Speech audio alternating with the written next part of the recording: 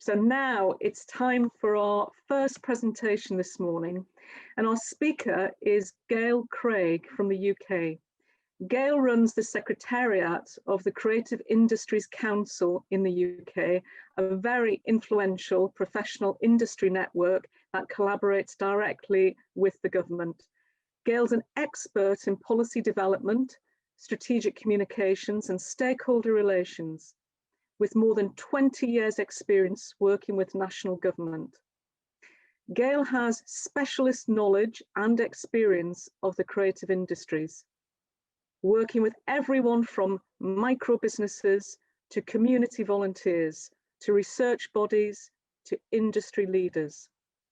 She has a strong understanding of the key issues affecting the sector, from finance to skills, as well as the huge contribution this sector can make across the wide range of agendas, as Rachel said, from social agendas to driving innovation and international trade. We're delighted to have Geyl present to us a thought-provoking presentation about why professional organisations and professional associations are so important to the creative and cultural sector, and how can we ensure that our collective interests are well presented by them. Over to you, Geyl. Thank you so much, Andrea. And hello, everybody. It's a pleasure to be with you today for such an important event. If you'll bear with me, I will now attempt to share my screen with you all. Okay, that's the hardest bit over with. Can you all see the presentation? Brilliant. Thank you. Okay. As Andrea said, I've worked in and with the creative industries over the last 20 years. And so I wanted to share with you some of the things I've learned about creative businesses in that time, and why I believe networks like Creative Central Asia can be so valuable for creative entrepreneurs like you. So here is a creative business. And what this picture is trying to show you is how lonely it can feel to be a creative entrepreneur. There's nothing around you, there's no map, you can feel really lost.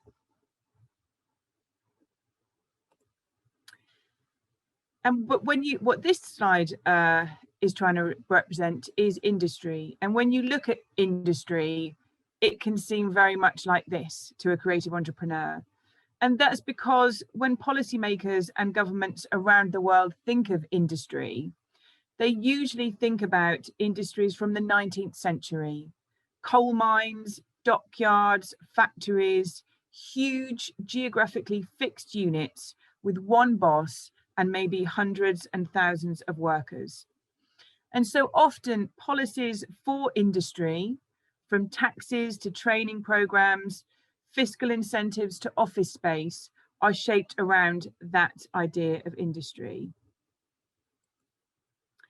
And so very often businesses in the creative industries feel that these policies just don't fit their needs. So I'd like to look at some of the characteristics of a creative industry business and think about why they are a bad fit or a difficult proposition for policymakers and their policies. You don't belong. One of the first problems can be, from a policy or a government perspective, where do we put them? Are they commerce or culture? Are they delivering a service for the public and so should be subsidized by the state? Or are they growing GDP like a big business? Do they sit under the Ministry of Culture or the Ministry of Industry? And can you really treat theatres in the same way as video games, or craft in the same way as advertising? The wide range of activities and attributes that can be captured under the creative industries umbrella can make them feel like a noisy, bumpy, uncoordinated mess to people outside. You are small. Unfortunately, in industrial policy, size does matter. Creative industry businesses are typically very small. In the UK, there are 296,000 businesses, 95% of which employ less than 10 people. Creative businesses are driven by project-based business models, pulling people together for concentrated activity and then disbanding, leaving a tiny core team. And that's a challenge when it comes to policy and working with government, because how many entrepreneurs can spare the time to sit unpaid in a working group or answering consultations or even reading, let alone challenging government proposals? In the UK, if the government wants to speak to the automotive industry, it can get 5 people in a room and it's got most of it covered. But obviously government can't possibly interact with nearly 300,000 creative businesses. So the small size can make it very hard for creative businesses to be seen or heard by local or national government. And even if creative businesses are recognised, are they really understood? For so many outside in finance, in government, what do you really do? What's your output? Of course, we can all recognise a film, a book, a play, but how do you quantify all the work and effort put in by hundreds of people before it gets to that final point? They're just ideas. How do you prove they're your ideas? And how do you stop people copying them? If your core output, your skill, your value is expressed by something as difficult to hold as an idea, how do you communicate or quantify or reproduce that? You are risky. So even if you can keep those ideas safe and you manage to explain them, how do you value them? Let's say you were Riccardo Zacconi, you dreamt up Candy Crush. How would you sell that to your local bank manager? It's a game where you match pictures of sweets on your computer screen. How do you know people would want to play that? How does your bank manager have any proof of consumer demand? If your business fails or something happens to you, what can that bank manager claw back against your debt? What assets can they reclaim? They have no machinery, no raw material, no unsold stock. What income will you generate while you're making the game? How can you make regular loan repayments? As I'm sure many of you know only too well, accessing finance to grow your business can be a huge challenge for creative businesses. Banks are famously risk averse, and very, very few lenders feel able to judge what the next hit creative content will be. You are a lifestyle business. So often I've heard creative business industry businesses referred to as lifestyle businesses. Things people do because they want the lifestyle that goes with them. They're subjects that are better suited, really, policymakers or investors think, to someone's spare time. They're hobbies. If you can earn a living doing them, okay, but they're not really a proper business to be taken seriously, are they? And perhaps the biggest issue of them all, and one that I really commonly hear when I speak to creative industry entrepreneurs, is that you can feel very alone. If you start out and build your career in a bank, in a big business, or like me, in the civil service, you're immediately part of something bigger. You'll work as part of a team with colleagues to help you deliver and managers to share their experience. You'll have a finance department, a human resources department, a legal department, all to advise you.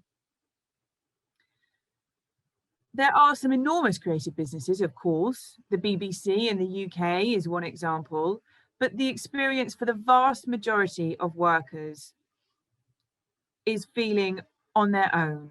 A constant challenge to make the right connections, to find clients, to find collaborators and co-workers, to find financial advice, let alone the training and development for you personally to help build all those skills that you feel you need to have.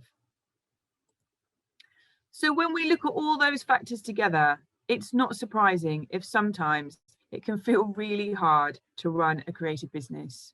You don't belong, you're small, your product is hard to grasp, you're risky, you're a lifestyle business, you are alone. The odds really do feel stacked against you.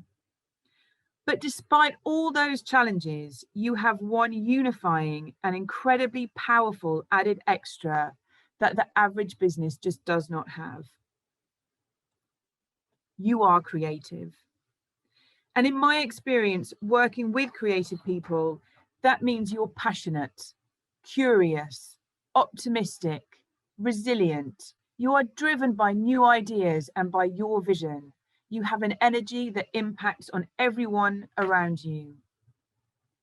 But what a psychologist would tell me about creativity is that it can be measured by using divergent thinking tasks, or rather, creative people look at things differently. This is Picasso. He needs no introduction, I'm sure, arguably one of the greatest artists of the 20th century. And he said, others have seen what is and asked why. I have seen what could be and asked why not.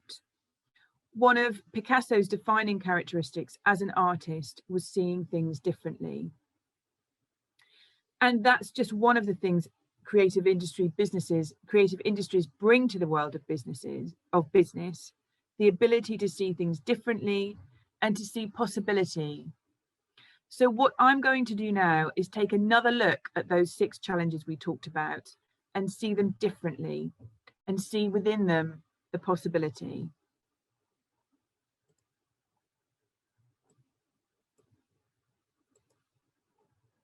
So when we talk about you not belonging, what you actually have is freedom. Workers in the creative industry are highly adaptable, flexing their creative skills sets to work across a range of clients, meeting a wide range of different needs. That's one of the huge benefits of a portfolio career. You aren't tied to one place doing one thing with one group of people. So instead of struggling to fit into the boxes created by other people for you, by policymakers, define yourselves. Take Alphonse Mucha, the turn of the century Czech artist, and I apologize if I've pronounced his name incorrectly, I'm sure I have. He's famous for one of the most commercial aspects of the creative industries, his advertisements, as you can see on the left. He used his art to sell a huge range of products, from cigarettes to soap, bicycles to hot chocolate, baby food to brandy. But he also created, on the right of your screen, the stained glass window that depicts St. Wenceslas, the Czech patron saint, and it stands in the heart of St. Vitus Cathedral, a Gothic masterpiece within Prague Cathedral. Mucha was a creative person who resisted labels. He used his creative skills to make money in perhaps the most commercial end of the creative industries, advertising. But he also used those skills to make work of huge cultural and national importance for the Czech people at the heart of their heritage and culture. So what does that mean for you? Create your own definition. In the UK, over the last 20 years, since we defined our creative industries, that definition is still challenged, it's still questioned, and it's open for interpretation. Many countries, for example in Spain, include cuisine in their definition. They see it as an original creative expression. The important thing is to focus on your similarities, assert your own definition of yourselves. And once you have that definition, you can use it to map. Where are the creative freelancers? You can start collecting data. How many do they employ? How much income do they generate?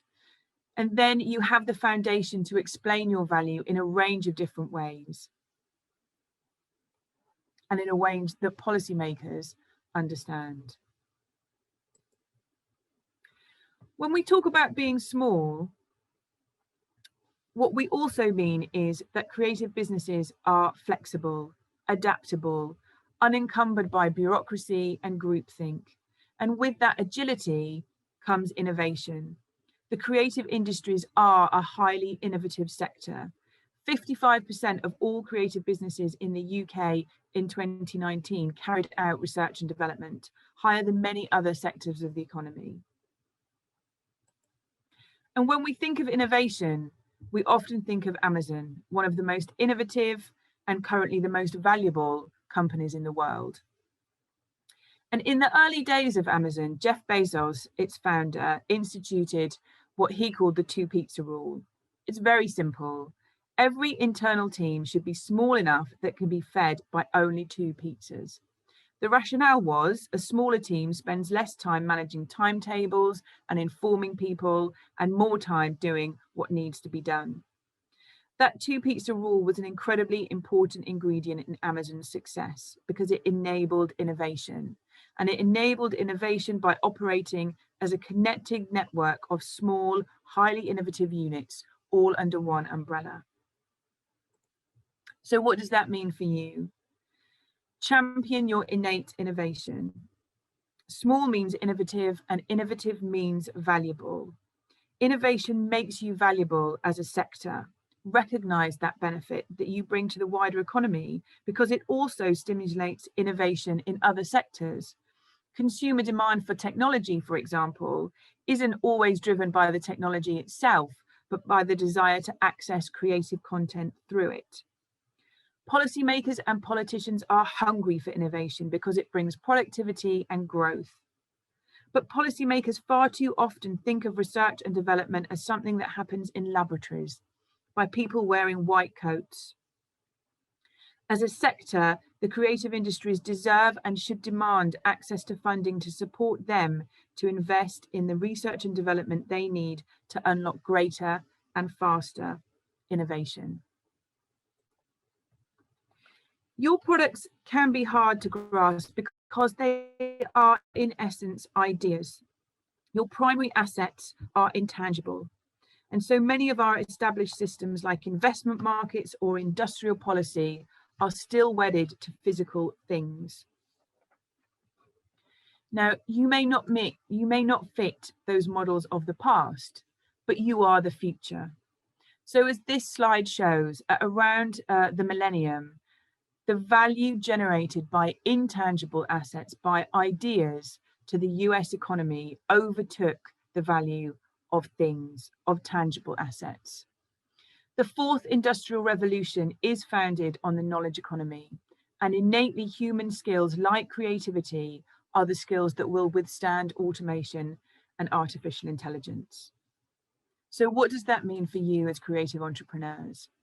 Well, it means primarily you need to understand how to protect, to value, and exploit your own ideas, your intellectual property.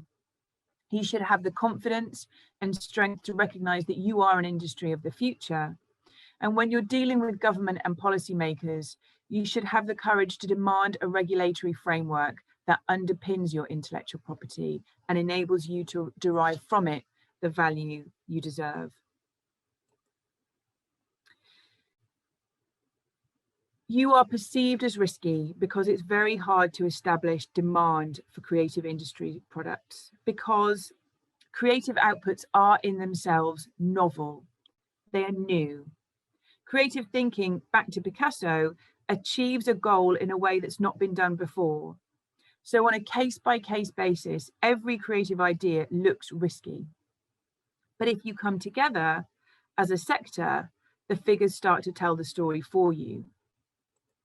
The global games industry is expected to generate 138 billion in 2021.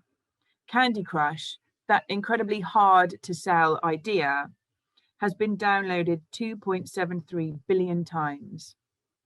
And when you put that idea against the backdrop of an industry worth 138 billion, you suddenly start to look a lot less risky. So what does that mean for you? It means you need to seek out advice and support to develop thorough financial plans for your business. It needs, as a sector and as a network, you need to educate investors about the viability of your sector. And when talking to government and investment, you need to demand the financial products that suit your business. For example, if you can't repay service regular debt repayments, maybe equity is the option for you. You are a lifestyle business. What that really means is that you love what you do. And the great news is that other people love what you do too. All elements of the creative industries make people's lives better. They enable choice, they improve experience, they make things work better, they reflect different perspectives, they broaden and enrich the way we understand ourselves and the world around us. The image I've chosen to show that is a festival, but of course it could be equally a theatre, a book, a box set. A festival, of course, seems a very different memory to us now at a time when so many of our creative industries are shut down by COVID. But what COVID has shown us is how much we all value creative content. And throughout lockdown, people across the world turn to creativity. One of the things we've missed most and are looking forward to the most when the world can open up again are these moments of connection. So what does this mean for you? Well, you do make lives better. You can start by making each other's lives better. The people who can teach creative businesses or freelancers the most are other creative businesses. People who can help you on your professional journey are the people who have been there before. So use your networks to share advice and experience. Know your worth. Fully recognize all the value that you bring, both as businesses and as social agents, and own that value. So often, as I talked about earlier, in terms of categorization, policymakers and governments want to put you in a box. Are you going to drive the economy? Are you going to achieve social change? Demand your own conversation, and a conversation that understands the breadth of value that you bring. And this final kind of part of those 6 points is actually very simple. And I hope through kind of what I've talked about that it's become clear you're not alone. You are stronger together. But to achieve that strength, you do need to come together with agencies like the Creative Central Asia Network.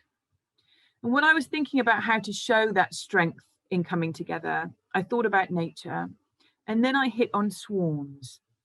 Because swarms, bear with me, are the collective motion of a large number of self-propelled entities. And that's important because when you become together, you don't become a uniform blob. You're still individuals, but that collective action makes you visible. This swarm is a murmuration of starlings. They are tiny birds that on their own go unnoticed and are very vulnerable. Together, they're beautiful, they're mesmerizing, they're highly visible, they're unmissable. They're also in this swarm protecting each other, and they do that by constantly communicating and learning from each other. That is a network in action. So what does that mean for you? It means that you need to support each other through connections and collaborations. You need to recognize the power and impact of a shared story told with a united voice. And you need to demand the policies that you as a sector need to innovate, to grow, and to contribute to society. Because through the power and connection of networks, you can start to be seen and heard by policymakers.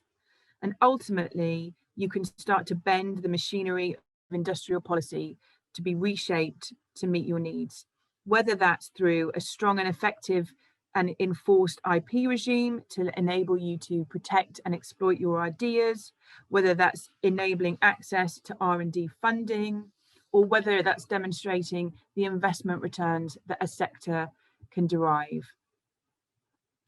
So actually, if we look, as Picasso would do, at the 6 barriers, we can immediately see the possibilities. These barriers are all strength. And instead of the odds being stacked against you, you've actually got a pretty good hand of cards. You already have the raw ingredients you need. You are innovative. You are free to define yourselves. You create market demand. Your product is your ideas. You are passionate and you are stronger together. And so what you're missing is each other. And what you need to do is to build the network. And when you do that, the landscape feels a lot less like this. And you can recognize it's actually like this. a collection of entities, similar but different, smaller, a bit bigger, adding colour and energy and movement and bringing joy to people's lives. Thank you. Thank you so much, Gail. I think everyone is applauding you. You can't hear it, but we are, because what you've described to us is uplifting and within our grasp. So thank you so much.